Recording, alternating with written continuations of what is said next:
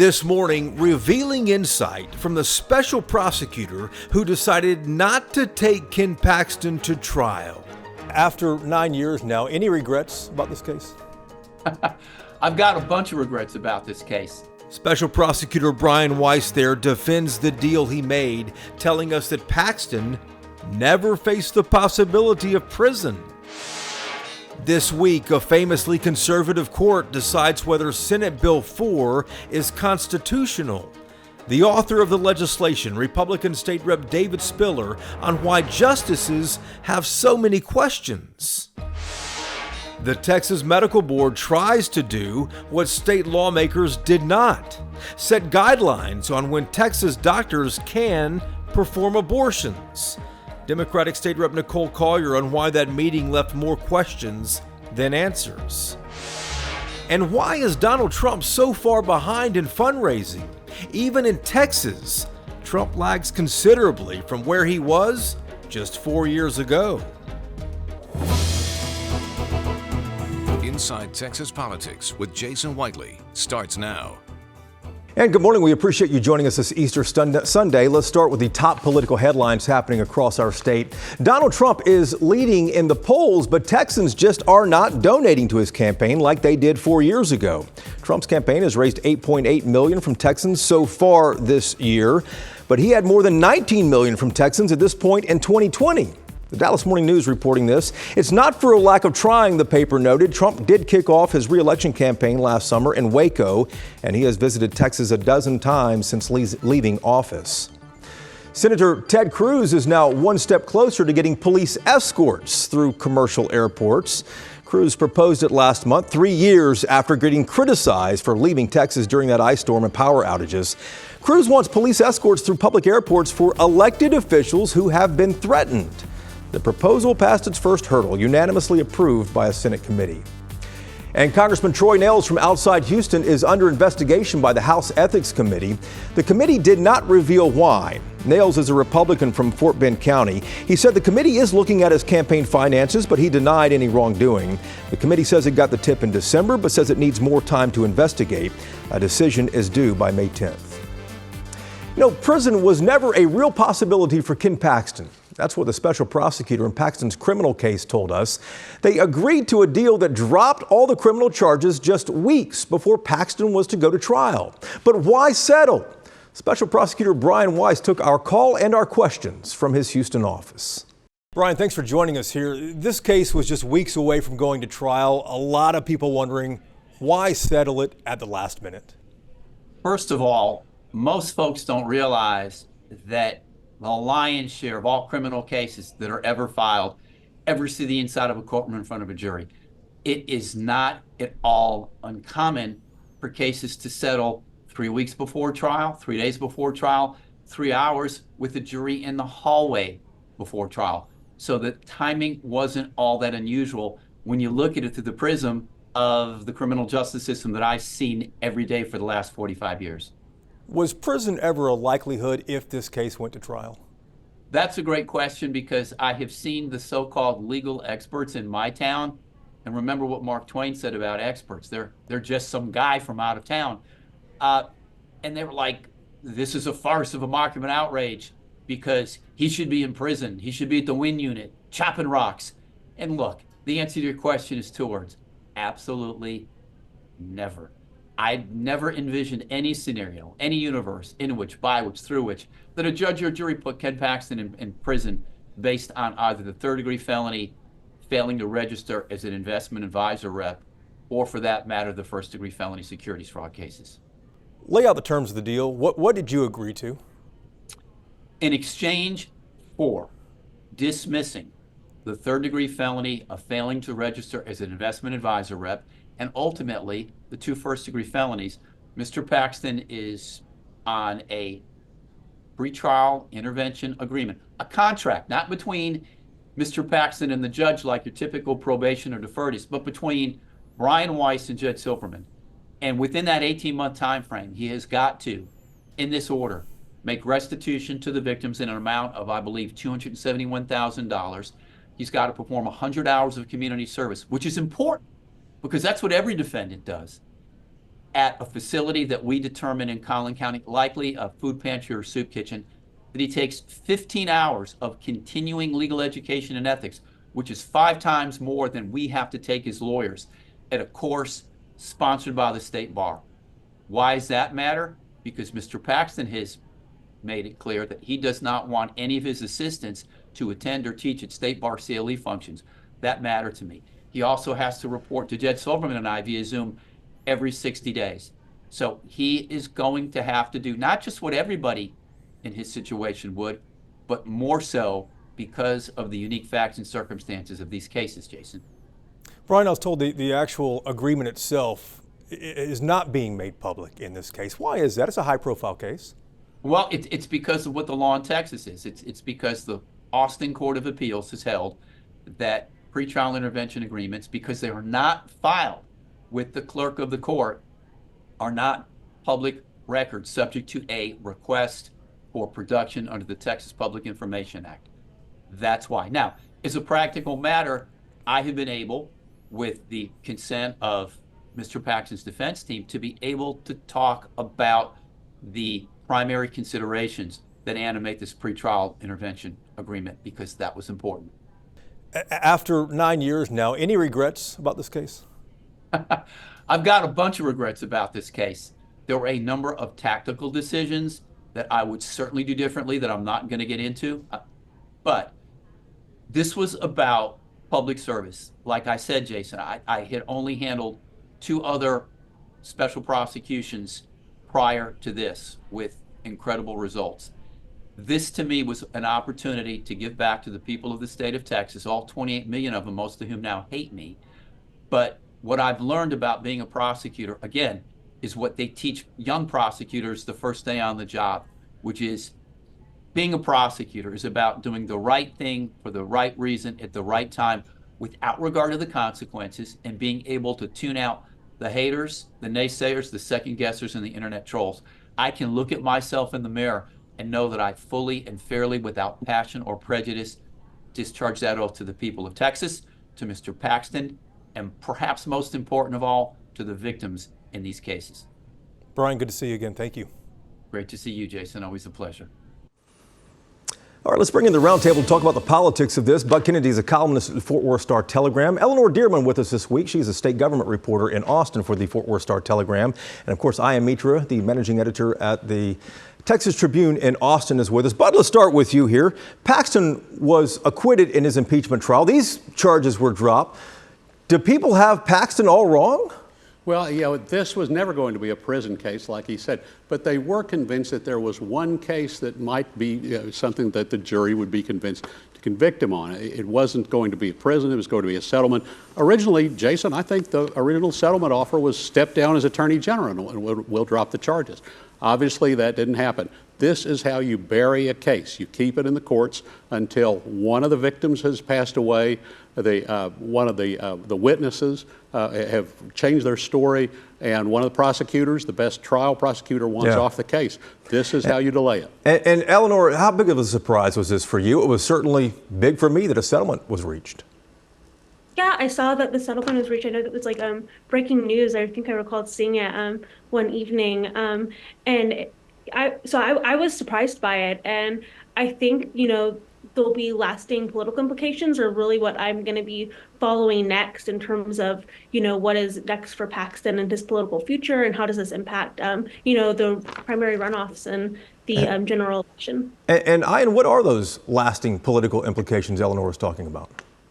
There's a strong political narrative here for the Attorney General, and he still remains kind of, most closely tied in Texas with Donald Trump, after this impeachment trial, after this, after this agreement here in the securities fraud case. I mean, he's got a real argument here of really kind of one of the strongest political leaders in Texas. And, he's using it. He's already been doing it in the primaries, and, he's been going after Dade Phelan, and that's just going to continue to be kind of the strategy, into his next kind of campaign that he's going to run. And we shall see what that is. Guys, back to you in just a moment. A lot more coming up, including this. Take a look.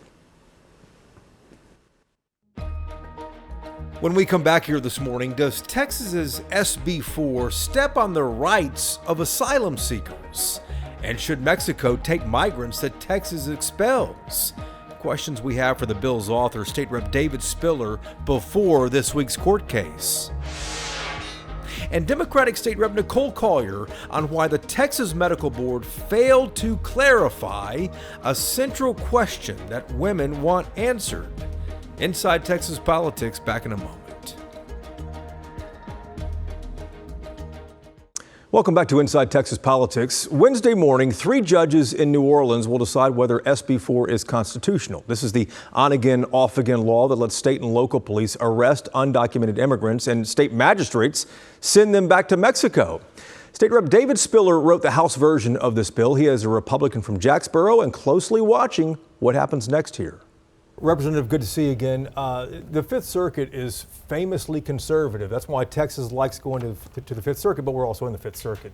Right. But why do you think that the state is running into so many questions from these conservative judges about whether this law is constitutional? Well, I think it's a landmark case. It's a very big case, and it's a departure from what states have typically gotten into. And I feel that we can, as I've said before, it's constitutional. I believe that we can do that. But I think it's kind of an idea of we want to, measure twice and cut once. We want to make sure that we're on the right track here if we rule in favor of this. And I respect that. I understand that.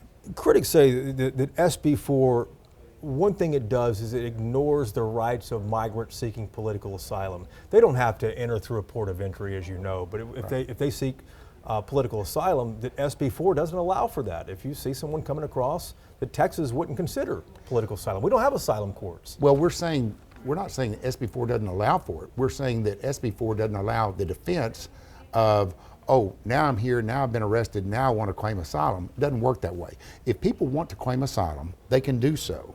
We're not stopping them from doing that. It just says that But don't you take them back until they can go through that legal process? Well, right now, they can be in Mexico and claim asylum on the CBP1 app and do that. That's what they're doing right now when they want to claim that. They don't have to physically be present in the United States to do that. So anyone that wants to claim asylum, they can do that, but that's not what's happening.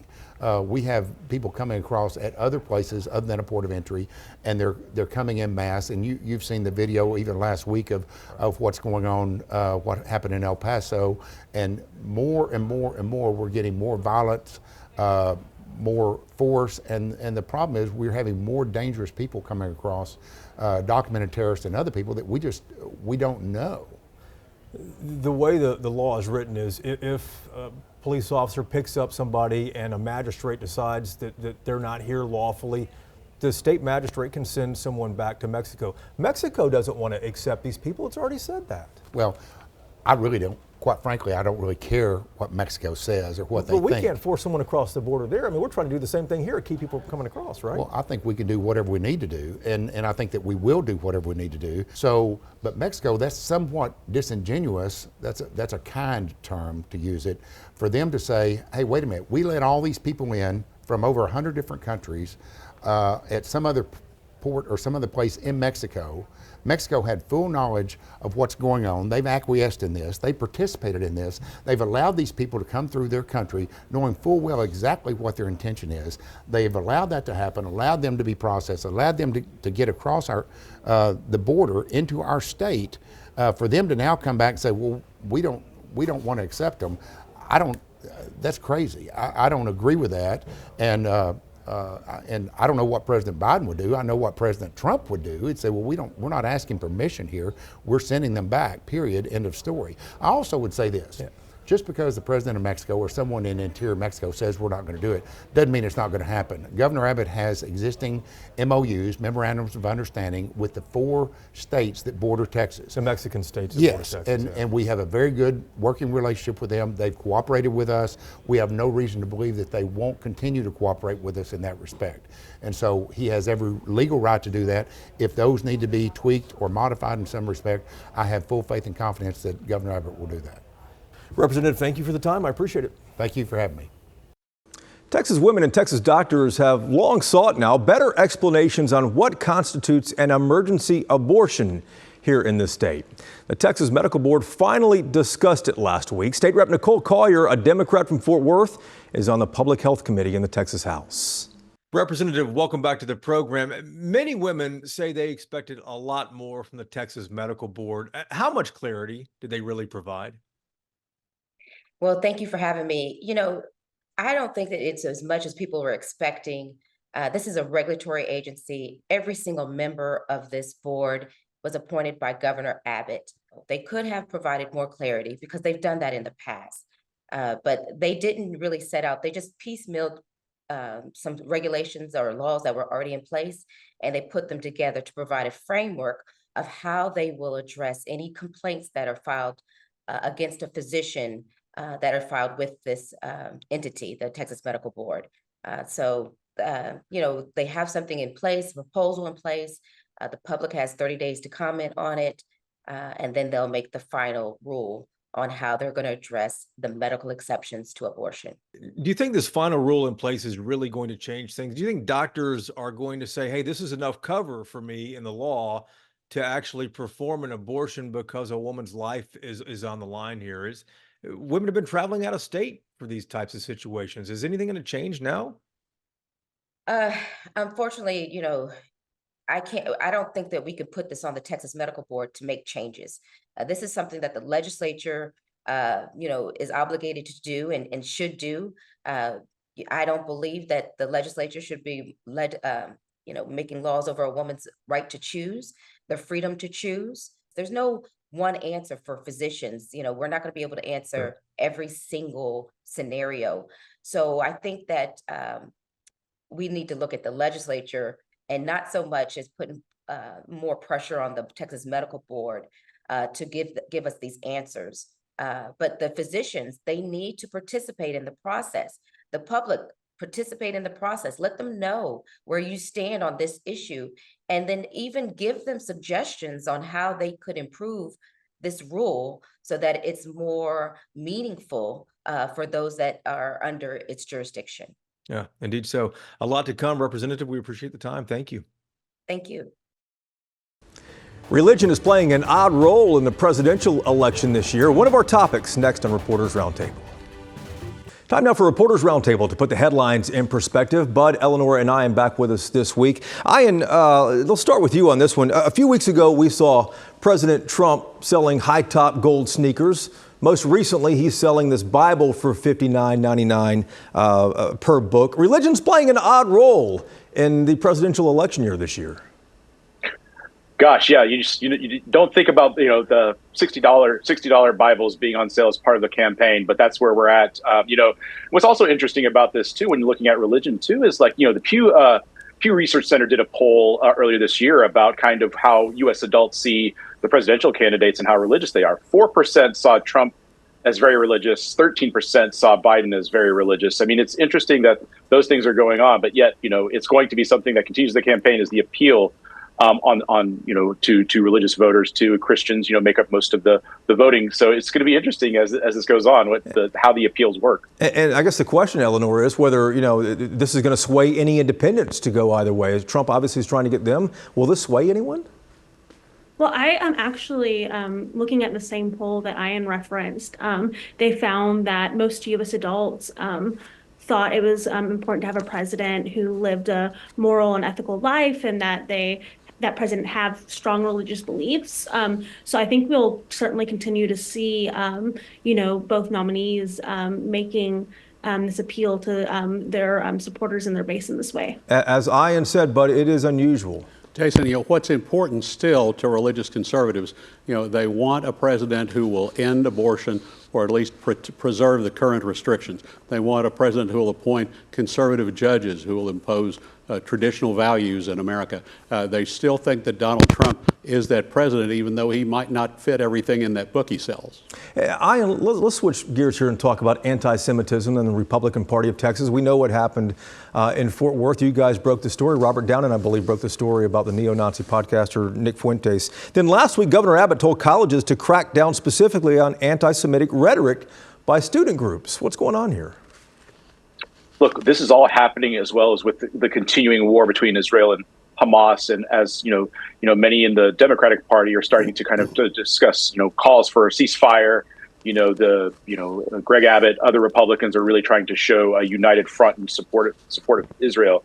So that's really kind of at the backdrop of a lot of these these moves. And Bud, is this just, I mean, what's the point? To lock up the support he already has? He already has a lot of the Israeli support, doesn't he? Republicans have a long tradition of siding with Israel, both out of conservative faith and also for defense.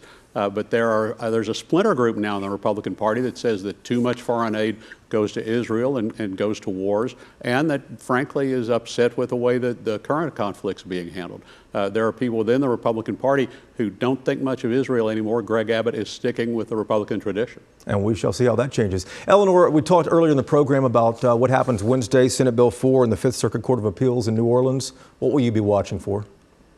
Yeah, absolutely. There's been so much back and forth in this case, but this hearing on Wednesday is going to be a chance to really hear more in-depth arguments on the law's constitutionality and its legality.